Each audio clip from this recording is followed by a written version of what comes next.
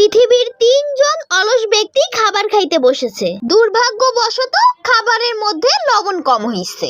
এখন প্রশ্ন উঠলো, লবণ আনতে কে যাবে? এক অলস বলল, যে প্রথমে কথা বলবে সেই আগে লবণ আনতে যাবে। ব্যাস, সবাই চুপচাপ বসে পড়লো। কেউ কথাও বলল না, কেউ খাবারও খাইলো না। প্রথম দিন তিনজনে বসে বসে শুধু পেট চুলকায়। দ্বিতীয় দিন বসে বসে শুধু ঘুমায় আর ঘুমায়। তৃতীয় দিন বাচ্চাদের মতন পেটের আওয়াজে সঙ্গীত বাজায়। আর চতুর্থ দিন কি করে জানেন? পেটের চিৎকারে একে অপরের দিকে তাকিয়ে হাসে, কিন্তু কেউই কথা বলে না। পঞ্চম দিন তিনজনই অজ্ঞান হয়ে পড়ে গেল। প্রতিবেশীরা এসে দেখে তিনজনই নিথর। তারা ভাবলো তিনজনই মনে হয় চিটপটাং হয়ে গেছে ভাত না খেয়ে। শেষকৃত্যের জন্য খাটিয়া বানানো হলো।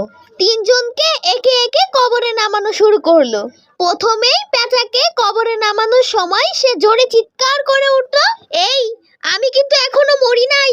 গেচা আর খেচা সঙ্গে সঙ্গে চিৎকার করে উঠে বলল, যাও বেটা, লবণ আনতে তোমাকেই যেতে হবে, কারণ তুমি আগে কথা বলেছো।